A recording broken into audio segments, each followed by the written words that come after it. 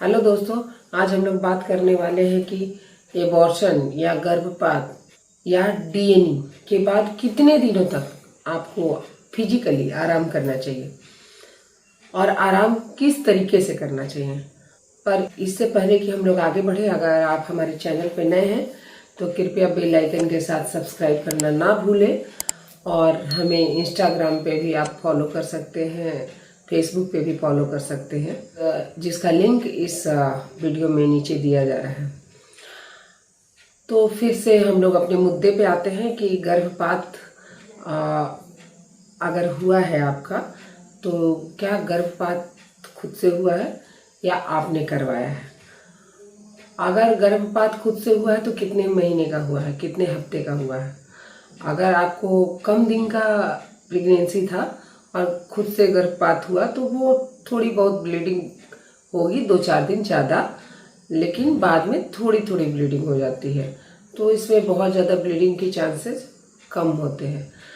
और अगर आपका गर्भपात ज़्यादा महीने का हुआ है, 3 महीने के आसपास हुआ है, तो आपको ब्लीडिंग ज़्यादा होगी।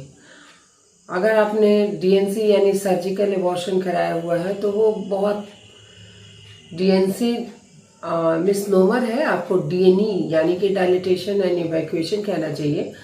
तो अगर डायलिटेशन और इवैक्यूएशन आपने कराया हुआ है, सर्जिकल एबॉर्शन कराया है या सक्शन इवैक्यूएशन कराया है, एमटीपी कराया है आपने सर्जिकल तरीके से, तो उसमें क्या है कि कहने को सर्जिकल है पर इसमें कोई टाके वाके लगते नहीं हैं और कहीं भी यूट्रस को कोई डैमेज होता नहीं है।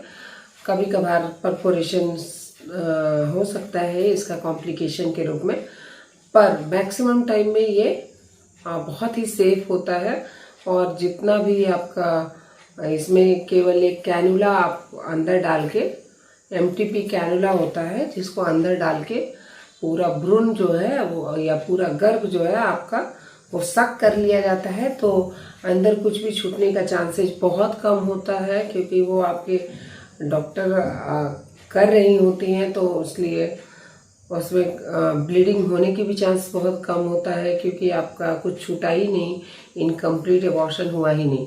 लेकिन अगर स्पॉन्टेनियस एबॉर्शन हुआ है और ज़्यादा समय की प्रेगनेंसी है तो हो सकता है कि इनकम्प्लीट एबॉर्शन ब्लीडिंग आपको थोड़े थोड़े दिनों पर होती ही रहे, या फिर एक ही बार बहुत हैवी ब्लीडिंग हो जाए, फिर कुछ दिन बंद हो जाए, फिर से हो जाए, फिर बंद हो जाए, या फिर आपको जो इनकम्प्लीट एबॉर्शन होने के कारण यूट्रस में इन्फेक्शन हो जाए, एंडोमेट्राइटिस हो जाए और उसके कारण पेन के साथ आपको ब्लीडिंग होती रहे।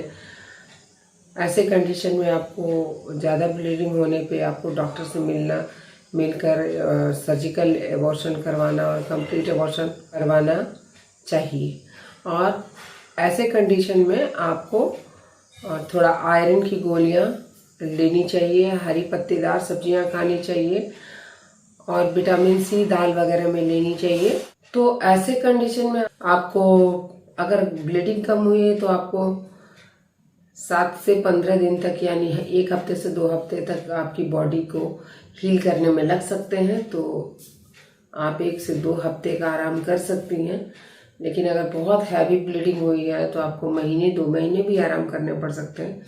आराम करने का ये मतलब नहीं है कि आपको खा पी के लेटना है, लेटे रहना है, जी नहीं। आप वॉकिंग कर सकते हो, आप प्राणायाम कर सकते हो, योगा कर सकते हो और अपना मेडिटेशन करके अपना मेंटल हेल्थ को ठीक रख सकते हो। आप खाना पीना बनाने का सारा काम, सिलाई कढ़ाई बुनाई सब कर सकते हो।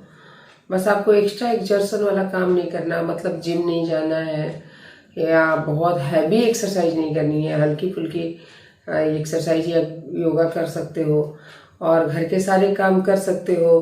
बस बहुत एक्सर्शन वाला बहुत सारे चादर और कंबल, रजाई, ये सब पटक पटक के नहीं धोना है और बहुत सुबह से शाम तक बहुत हैवी काम नहीं करना है, भारी सामान नहीं उठाना है।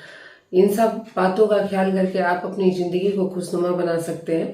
उम्मीद है कि हमारा ये चैनल आपको बहुत सारी जानकारियाँ बीच बीच में उपलब्ध कराता रहता है और जो आपके लिए बहुत ही उपयोगी हैं। अगर आपको भी ऐसा लगता है तो कृपया आप ये जानकारी अपने तक सीमित ना रखें, अपने स्टेटस पे ज़रूर लगाएं और जिनको इस वीडियो की ज़रूरत है उस तक ज़रूर पहुंचाएं। आपका इतना सहयोग देने के लिए धन्यवाद।